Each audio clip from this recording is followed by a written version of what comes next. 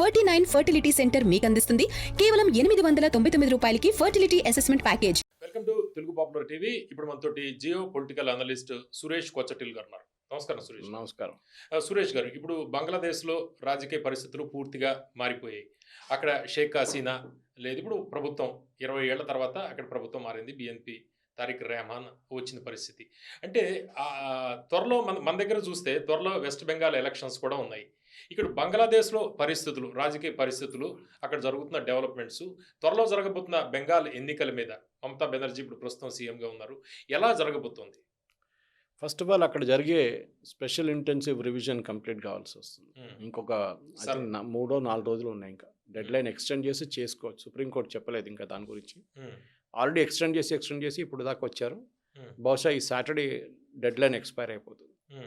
అక్కడ ఉన్న రిపోర్ట్స్ ప్రకారం, ఇవాళ కూడా టైమ్స్ ఆఫ్ ఇండియాలో వచ్చిన రిపోర్ట్ ప్రకారం 58 నుంచి 78 లక్షల దాకా ఓటర్స్ని లిస్ట్ నుంచి తొలగించేస్తారు.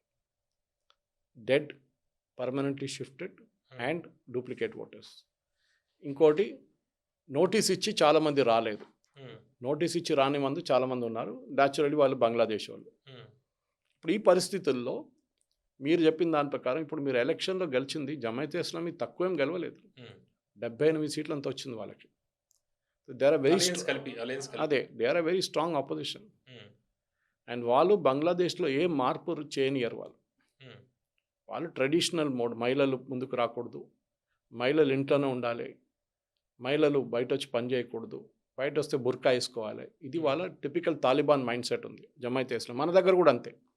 మన దగ్గర కేరళ వైపు ఉన్న జమాయతే ఇస్లామీ వాళ్ళ వైఖరి కూడా అంతే. వాళ్ళు they also follow the same methodology.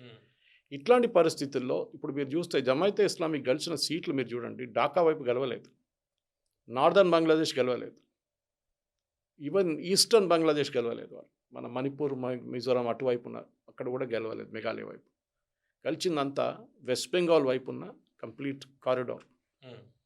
అక్కడే వాళ్ళ విన్స్ అంతా మ్యాక్సిమం వచ్చినాయి. ఎందుకంటే అక్కడే హార్డ్ కోర్ ఇస్లామిస్ట్ అంతా అక్కడే ఉన్నారు. వాళ్ళే ఇటువైపు వచ్చారు. ముందు 47, తర్వాత 60, దాని తర్వాత 71లో వాళ్ళే వెస్ట్ బెంగాల్ వచ్చి వెస్ట్ బెంగాల్ పాపులేషన్ మెట్రిక్స్ మొత్తం మార్చేశారు. కమ్యూనిస్ట్ వాళ్ళ హయాం నుంచి మమతా బెనర్జీ దాకా ఇదే నడుస్తుంది. ఇదే మమతా బెనర్జీ మీకు గుర్తుంటుంది, ఐ థింక్ ఇందర్జిత్ గుప్తనో ఎవరో స్పీకర్గా ఉన్నప్పుడు ఈమె కాగితాలు చించి స్పీకర్ ముఖం మీద పడేసింది. బెంగాల్ మొత్తం ముస్లిమ్స్ వచ్చి ఆక్యుపై చేసుకుంటున్నారు, కమ్యూనిస్ట్ వాళ్ళు చేస్తున్నారు అని చెప్పి ఈమె ఎంపీగా ఉన్నప్పుడు. అదే మమతా బెనర్జీ ఇప్పుడు ఇట్లాంటి బంగ్లాదేశ్ నుంచి వచ్చిన వాళ్ళని సపోర్ట్ చేయడానికి ట్రై చేస్తున్నారు. వెస్ట్ బెంగాల్లో జరగబోయే ఎలక్షన్లో ఫైనల్ కౌంట్ మీద ఉంటుంది పవన్ గారు, రిజల్ట్ ఏముండిపోతుందని. మీకు గుర్తుంటుంది, మన బీహార్లో టచ్ అండ్ గో అని చెప్పారు. ఎన్డీఏ అండ్ ఆర్జేడీ కూటమి కాంటెస్ట్. ఆర్జేడీ కూటమి ఒకటి ఉండే, ఎన్డీఏ వాళ్ళు సపరేట్ ఉండే. కానీ ఫైనల్ రిజల్ట్ వచ్చినప్పుడు చూసినాం మనం, కంప్లీట్గా ఎన్డీఏ తీసుకెళ్ళిపోయారు. ఎందుకు? 68 లక్షల మందిని ఓటర్ లిస్ట్ నుంచి తొలగించేశారు. వీళ్ళే డూప్లికేట్ ఓటర్లు ఉండే, వీళ్ళే చనిపోయిన ఓటర్లు ఉండే, వీళ్ళే ఏం చెప్తారు పర్మనెంట్లీ మైగ్రేటెడ్ ఓటర్స్ ఉండే. వాళ్ళ నుంచి లిస్ట్ నుంచి తీసేసినప్పుడు ఒకటి ఓటింగ్ పర్సంటేజ్ పెరిగింది ఇమ్మీడియట్గా. ఆబ్వియస్లీ పెరుగుతుంది. 100లో మీరు 20 మందిని తీసేస్తే 80 ఉంటుంది. 100కి 70%, 100కి 60%, 80కి 60% ఉంటుంది కదా, 70% అయిపోతుంది. అప్పుడు దానికి పెరిగిందన్నమాట. ఇప్పుడున్న పరిస్థితుల్లో వెస్ట్ బెంగాల్లో మమతా బెనర్జీకి ఉన్న హోప్ అంతా ఒకటి, ఇది 1 కోటి మంది అయిపోతే ప్రాబ్లం అవుతుంది. 68, 70 దగ్గర ఆడితే ఆమెకు కొంచెం హోప్ ఉంది, కానీ ఎక్కువ లేదు. కానీ దానికోసం ఆమె ఇంత ట్రై చేస్తుంది. పవన్ గారు గుర్తుపెట్టుకోండి, ఆమె సుప్రీంకోర్టుకి వెళ్ళింది, ఎంతో గొడవ చేసింది, పోలీస్ ఆఫీసర్స్ని యూజ్ చేసుకున్నారు, ఈసీ ఆఫీషియల్స్ మీద కేసు రిజిస్టర్ చేశారు, చాలా ప్రాబ్లమ్స్ క్రియేట్ చేశారు ఆమె. లాస్ట్ వీళ్ళు సుప్రీంకోర్టుకి వెళ్ళి ప్రొటెక్షన్ తీసుకోవాల్సి వచ్చింది ఎలక్షన్ కమిషన్కి. సుప్రీంకోర్టు ఆర్డర్ ఇచ్చారు, ఎవరైనా ఎస్ఐఆర్ని ఆపడానికి ట్రై చేస్తే వాళ్ళ మీద చర్యలు ఉంటుంది, కఠినమైన చర్యలు ఉంటుందని చెప్పారు. అది కాకుండా ఎవరైనా గొడవ చేసినట్టే వాళ్ళని అరెస్ట్ చేయమన్నారు ఇమీడియట్గా. మమతా బెనర్జీకి ఇప్పుడు బీజేపీ వైపు నుంచే అన్నిటికంటే పెద్ద థ్రెట్. ఎందుకు? కమ్యూనిస్ట్ వాళ్ళు, కాంగ్రెస్ అక్కడ వైపౌట్ అయిపోయారు కంప్లీట్గా. ఆమె ఏం యూజ్ చేస్తుందంటే ఇప్పుడు బెంగాలీ అస్మిత, బెంగాలీ ఐడెంటిటీ గురించి మాట్లాడుతూ, చూడండి బెంగాలీ వాళ్ళని ఇట్లా చేస్తున్నారు, బెంగాలీ వాళ్ళని బీహార్లో కొడుతున్నారు, తమిళనాడులో కొడుతున్నారు, మహారాష్ట్రలో కొడుతున్నారు, మన బెంగాలీలు మనం ఏం చేసుకోవాలని చెప్పి ఒక బీజేపీ ఒక నార్త్ ఇండియన్ పార్టీ అని కన్వర్ట్ చేయడానికి ట్రై చేస్తున్నారు ఒక ఒపీనియన్ని. అది ఆమె చేస్తుంది కూడా, ఎందుకంటే ఆమెకు అదొకటే తెలుసు ఇప్పుడు చేయడానికి, ఇంకేం లేదు ఆమె స్ట్రాటజీ. కానీ అక్కడ మెయిన్ ప్రాబ్లం ఎక్కడ వస్తుందంటే అక్కడున్న హిందూ పాపులేషన్ ఏం చేస్తారు. దీనికన్నా ముందున్న ఎలక్షన్లో మీకు గుర్తుంటే బీజేపీ చాలా బాగా పర్ఫామ్ చేశారు, 78 సీట్ల దాకా వచ్చినాయి వాళ్ళకి. ఈసారి ఎంత వస్తుందనేది ఒక ప్రశ్నగా ఉండిపోతుంది. అంటే ఎన్ఆర్సీ సిఏఏ మళ్ళీ రివైవ్ అవ్వచ్చా ఆ డిబేట్లోకి? NRC is a different thing, మనం అర్థం చేసుకోవాలి. నేషనల్ రిజిస్టర్ ఫర్ సిటిజన్స్ అని ప్రతి దేశంలో ఉంది. బహుశా పెద్ద దేశాల్లో మనం ఒకటే దేశం ఉన్నారు which doesn't have a register for it's. ఎందుకంటే కలకత్తాలో అది చాలా పెద్ద కాంట్రవర్సీ. మీకు ఎగ్జాంపుల్ ఇస్తాను. ఒక కాలేజ్ ఉందండి, 200 పిల్లలు ఉన్నారు, 300 పిల్లలు ఉన్నారు, 500 పిల్లలు ఉన్నారు చదువుకుంటారు. వాళ్ళకు రిజిస్టర్ ఉంటుందా? లెక్చరర్స్కి రిజిస్టర్ ఉంటుందా? స్టూడెంట్స్కి రిజిస్టర్ ఉంటుందా? మన సిటిజన్స్కి ఎందుకు రిజిస్టర్ లేదండి? మన దగ్గర ఎవరు ఉంటున్నారో మనకు తెలియదు. తెలంగాణ రాష్ట్రంలో ఎంతమంది ఉన్నారో సెన్సస్ చేసినా కూడా మీకు తెలియదు, ఎందుకంటే రిజిస్టర్ మెయింటైన్ చేయలేదు. మనం సెన్సస్ చేసేస్తాం, ఓకే సురేష్ కోచాట్లు ఇక్కడ ఉంటారు, ఈ ఏరియాలో ఉంటారు, అయిపోయింది. నేను అక్కడ ఉన్నానా లేదా అని ఎవరు చెక్ చేశారు? ఎవరు చేయలేదు. సెన్సస్ వాళ్ళు వచ్చారు, వెళ్ళిపోయారు, అంతే. We have to have a national register citizen. దానికి అస్సాంలో చేశారు, అస్సాంలో చేయాల్సి వచ్చింది, ఎందుకంటే అప్పుడు ఆల్ అస్సాం స్టూడెంట్స్ యూనియన్ గొడవ చేసిన తర్వాత రాజీవ్ గాంధీ ఒక అగ్రిమెంట్కి వచ్చిన తర్వాత చేశారు. దాన్ని రైట్ అని చెప్పారు సుప్రీంకోర్టు, ఎస్ చేయాలని. ఎందుకంటే అస్సాంలో చాలామంది బంగ్లాదేశ్ నుంచి వచ్చి సెటిల్ చేసిన వాళ్ళు ఉన్నారు, వాళ్ళని అక్కడికి బయటికి తీయడానికి ఎన్ఆర్సీ తీసుకొచ్చారు. ఈ ఎన్ఆర్సీ మీదే ఓవైసీ లాంటి వాళ్ళు, కాంగ్రెస్ వాళ్ళు గొడవ చేస్తారు ఎక్కువ, ఎందుకంటే వాళ్ళకి ప్రాబ్లం దాంతో చాలా క్లియర్గా తెలిసిపోతుంది ఎవరు ప్రజలు కాదని. తృణమూల్ కూడా చేసింది కదా, ఈవెన్ తృణమూల్ కూడా యువర్ ఎలక్షన్ దిస్ వన్ ఏం చెప్తారు, card is not a identity card. Aadhaar is not a citizenship card, మీకు తెలుసా? మళ్ళీ ఏంటి మళ్ళీ సిటిజన్షిప్ కార్డ్ చెప్పండి? పాస్పోర్ట్, ప్రస్తుతం పాస్పోర్ట్గా మనం అందరి దగ్గర పాస్పోర్ట్ ఉందా? ఉండదు. మళ్ళీ తో మనకి నేషనల్ రిజిస్టర్ సిటిజన్స్లో మనకి ఒక సెక్యూరిటీ నంబర్ కావాల్సి వస్తుంది, దట్ మీరు ఈ దేశంలోనే ఒక సిటిజన్. ఓకే, ఎక్కడ పుట్టారో ఆ డీటెయిల్స్ అంతా అంటే పెడతారో అనేది తెలియదు, కానీ వీ నీడ్ అన్ ఎన్ఆర్సీ. దానికి ఫస్ట్ స్టెప్ అని కాదు SIR. SIR separate. SIR is voting. మీకు ఒక ఓటర్ ఐడి కార్డు ఉంటే మీరు ఇండియన్ సిటిజన్ ఉండాల్సింది అని ఒక రూల్ ఉంది, దాన్ని డిటర్మైన్ చేస్తున్నారు. దాంట్లో మీరు సిటిజన్షిప్ డిటర్మైన్ చేస్తున్నప్పుడు వీళ్ళందరూ వచ్చి ఏడుచుకుంటున్నారు. చాలా విమర్శలు వచ్చాయి కదా ఎన్ఆర్సీ సిఏఏ మీద. బీజేపీకి ఇష్టం లేని వాళ్ళని తొలగిస్తున్నారు, ఎన్ఆర్సీ ఓటు వేసే వాళ్ళని తొలగిస్తున్నారు. ఎన్ఆర్సీ జరగలేదు ఇంకా. మీద డిబేట్ జరిగినప్పుడు అప్పుడు ఎన్ఆర్సీ జరగాలంటే across the country NRC constitution ఉంది మన దగ్గర. ఆ డిబేట్ అప్పట్లో జరిగింది. అదే సిఏ వచ్చినప్పుడు అదే అన్నారు కదా. సిఏ టైంలో ఆర్గ్యుమెంట్ ఏముంది చెప్పండి? మనం ఏం చెప్పాము, బంగ్లాదేశ్, పాకిస్తాన్, ఆఫ్ఘనిస్తాన్ అక్కడ ఉన్న మైనారిటీస్ ఎవరు, హిందూ, బుద్ధ్, సిక్, క్రిస్టియన్, పార్సీస్, జైన్స్, వీళ్ళ మీద చాలా అత్యాచారాలు జరుగుతున్నాయి అక్కడ. వాళ్ళు కావాలంటే భారతదేశానికి వచ్చి సిటిజన్షిప్ తీసుకోవచ్చు, ఓకేనా? ఇది ఎవరు చెప్పారు? ఫస్ట్ మహాత్మా గాంధీ ఆయన చెప్పారు. ఆయన ఏం చెప్పారంటే ఎక్కడికి వెళ్తారు వీళ్ళు హిందువులు, ఎక్కడికి వెళ్తారు, ఏ దేశానికి వెళ్తారు వాళ్ళ మీద అత్యాచారాలు జరిగినట్టు? భారతదేశానికి రావాల్సి, మనం వాళ్ళు తీసుకో. నెహ్రూ లియాఖత్ ప్యాక్ట్ అని ఒక ప్యాక్ట్ ఉండేది, ఒక ఒప్పందం ఉండేది. Jawaharlal Nehru and Pakistan first prime minister Liaquat Ali sign చేసిన దాంట్లో ఏం చెప్పారంటే మేము మా దగ్గర ఉన్న మైనారిటీస్ని కాపాడుకుంటాం. పాకిస్తాన్లో ఆ టైంలో 18% హిందువులు ఉండే, ఇప్పుడు 1% కూడా లేరు.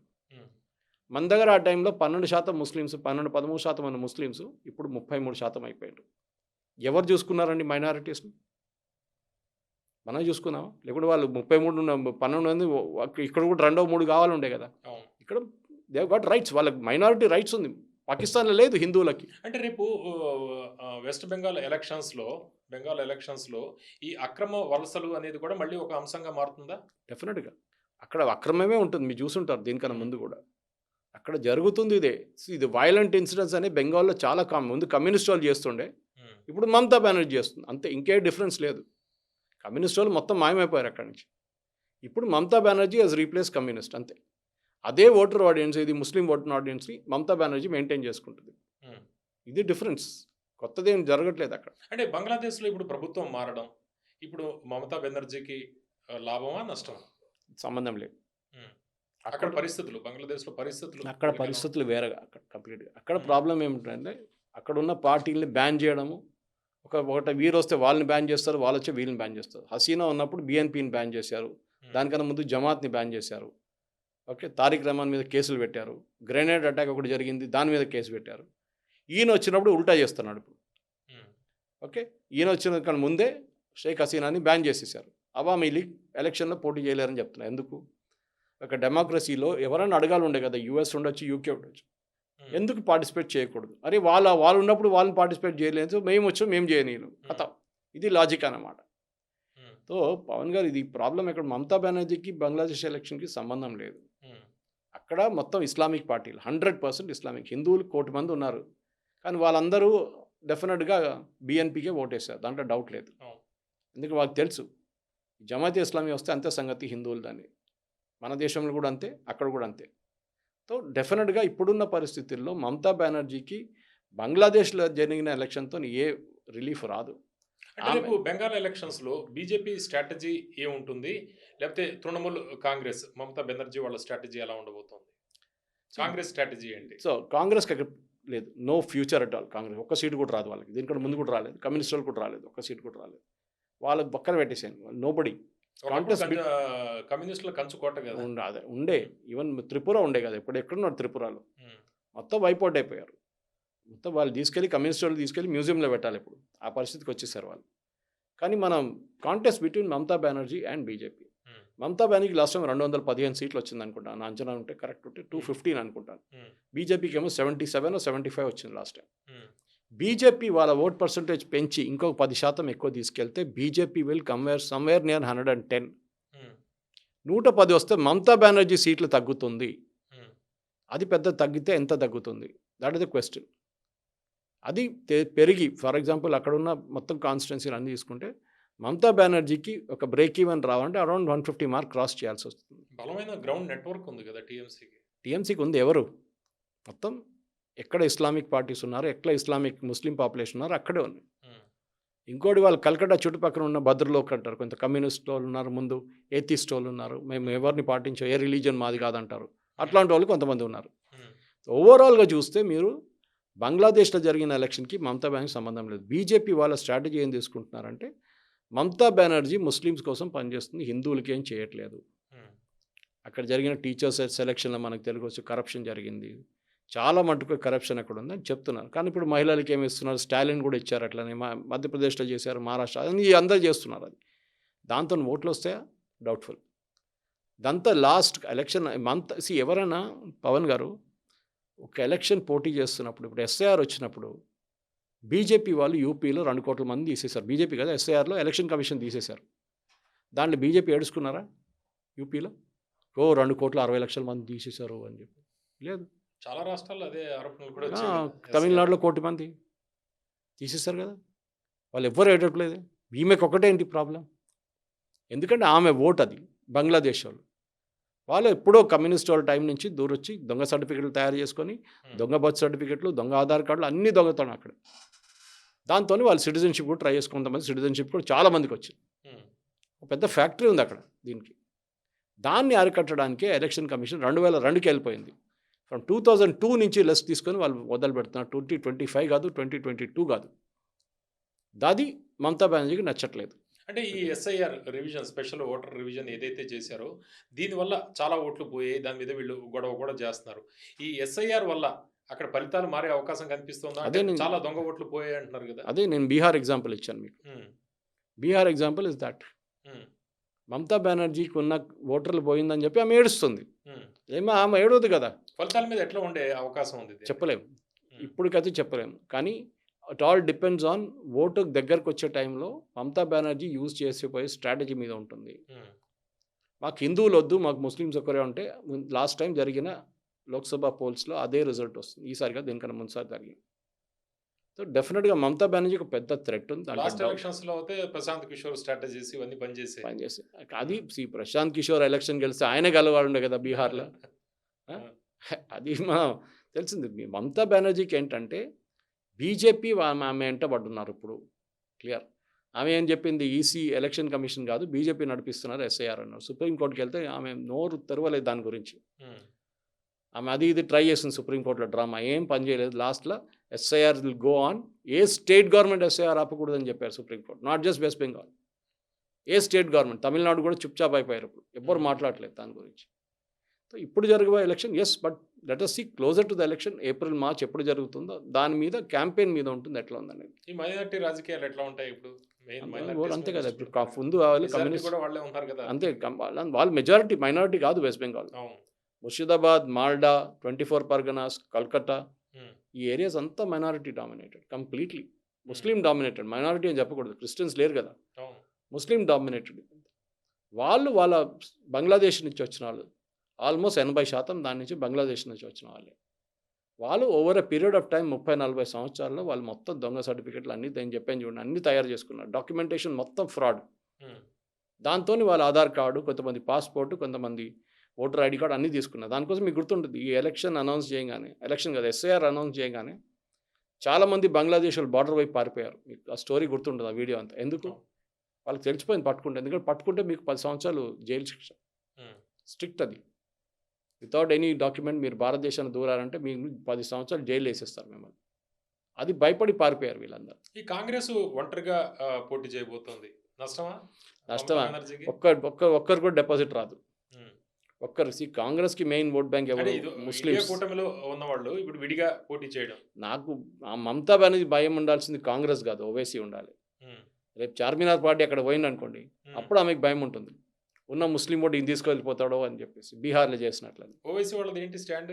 ఇప్పుడు దాకా తెలియదు, ఏం చెప్పలేదు. బహుశా పోటీ చేయరు, ఎందుకంటే ఆమెకు తెలుసు పోటీ చేస్తే మమతా బెనర్జీ ఓడిపోతుంది, బీజేపీ గెలుస్తారు.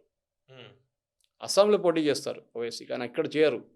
చూద్దాం ఈసారి ఏమైనా మార్పు ఉంటుందా లేదా. బీజేపీకి రహస్య మిత్రుడు అంటారు కదా ఓవైసీని, బీ టీం అంటారు వీళ్ళు. బి టీం అంటారు. ఓవైసీ తప్పేం లేదు. ఓవైసీ ఏం ట్రై చేస్తున్నాడు, చార్మినార్ నుంచి మొత్తం దేశం తిరగడానికి ట్రై చేస్తున్నాడు. ఉమ్, ఇక్కడ ఉండిపోతే ఇక్కడ ఉంటాడు. అందరు అంటారు తెలంగాణ పార్టీ, లేకుంటే max Hyderabad party, Charminar party అంటారు. కాదు, నేను బీహార్లో ఉన్నాను, మహారాష్ట్రలో ఉన్నాను. ఎన్ని సీట్లు ఎన్ని వార్డులు గెలిచానండి మహారాష్ట్రలో, వాళ్ళు చాలా గెలిచాను. అవును. So they are everywhere today. ఆయన ఏమంటున్నాడు, ఎవడు ముస్లిం ఓటు నాదని చెప్పి ఎవరికి తీసుకోవడానికి అధికారం లేదు, నేను కూడా పోటీ చేస్తాను, ముస్లిమ్స్ నాకు ఓటేస్తే అంత మంచిదని ఆయన కాన్స్టిట్యున్సీని ఆయన చూసుకుంటున్నాడు. అంటే బీజేపీకి పడని ఓట్లు ఏవైతే ఉన్నాయో వాటిని స్ప్లిట్ చేయడం ఎంఐఎం. కరెక్ట్ ఉండొచ్చు, అది ఎవరైనా స్ట్రాటజీ. ఎంఐఎం వాళ్ళు గెలుస్తున్నారు కదా, మహారాష్ట్ర కాంగ్రెస్ కన్నా బెటర్ పర్ఫామ్ చేశారు వాళ్ళు. అంటే ముస్లిమ్స్ కాంగ్రెస్ని విడిచేస్తున్నారు, కాంగ్రెస్ వైపు నుంచి వెళ్ళిపోతున్నారు. ఢిల్లీలో దెబ్బతీశారు కేజ్రీవాల్కి. అది సో ఎంఐఎం గెలుస్తున్నారు, ఎంఐఎం ఆ ఓట్లు తీసుకెళ్తూ ముస్లిమ్స్ కూడా నేర్చుకున్నారు లెసన్ వాళ్ళది.